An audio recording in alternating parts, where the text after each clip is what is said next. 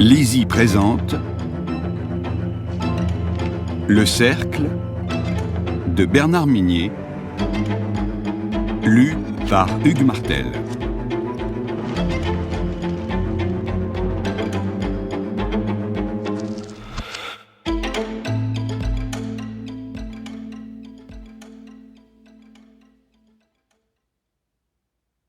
Les individus civilisés, ceux qui se cachent derrière la culture, l'art, la politique et même la justice, c'est d'eux dont il faut se méfier. Ils portent un déguisement parfait, mais ce sont les plus cruels. Ce sont les individus les plus dangereux sur Terre. Michael Connelly, Le dernier coyote.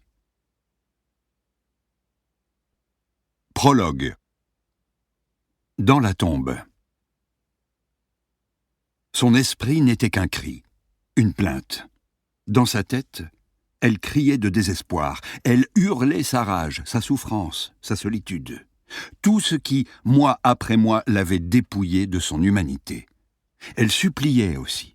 « Pitié, pitié, pitié, pitié! Laissez-moi sortir d'ici, je vous en supplie !» Dans sa tête, elle criait et elle suppliait et elle pleurait. Dans sa tête seulement. En réalité, aucun son ne sortait de sa gorge. Elle s'était réveillée quasi muette un beau matin. Muette.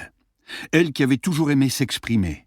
Elle à qui les mots venaient si facilement, les mots et les rires.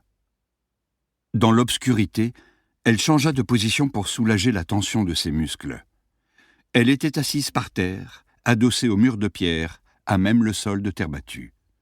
Elle s'y allongeait parfois, ou bien elle rejoignait son matelas pouilleux dans un coin.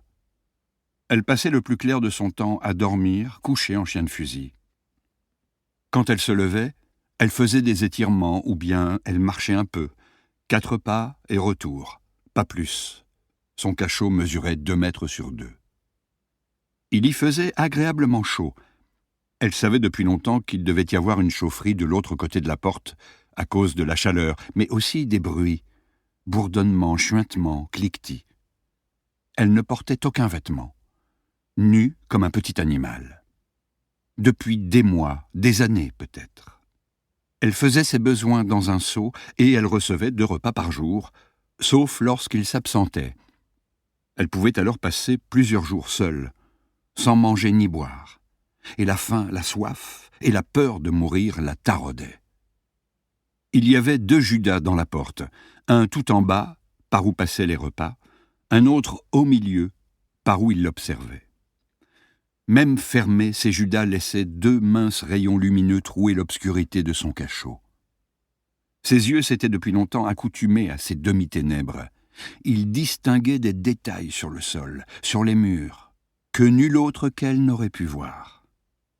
Au début, elle avait exploré sa cage, guetté le moindre bruit. Elle avait cherché le moyen de s'évader, la faille dans son système, le plus petit relâchement de sa part.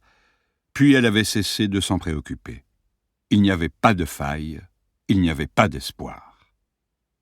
Elle ne se souvenait plus combien de semaines, de mois s'étaient écoulés depuis son enlèvement, depuis sa vie d'avant.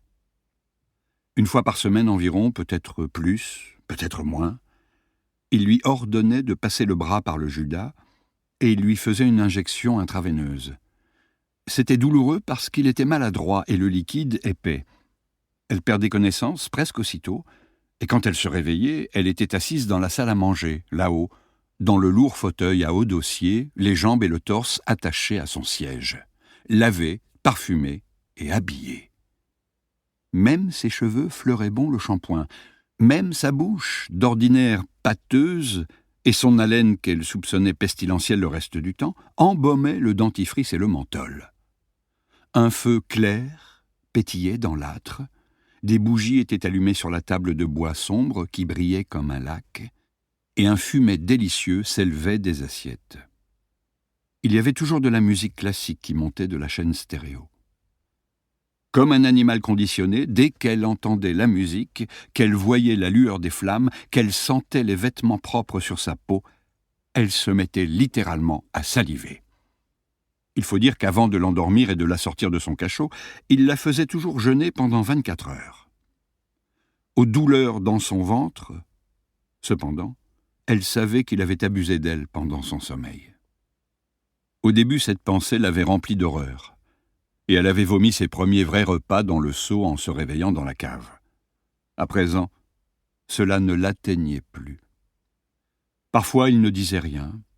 Parfois, il parlait interminablement, mais elle l'écoutait rarement.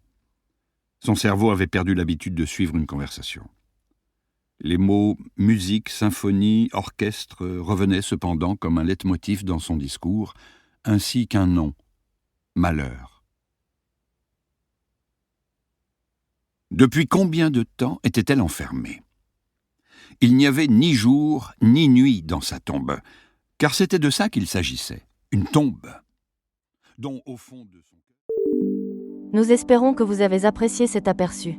Pour continuer à écouter ce livre audio sur Google Play Livres, utilisez le lien dans la description de la vidéo.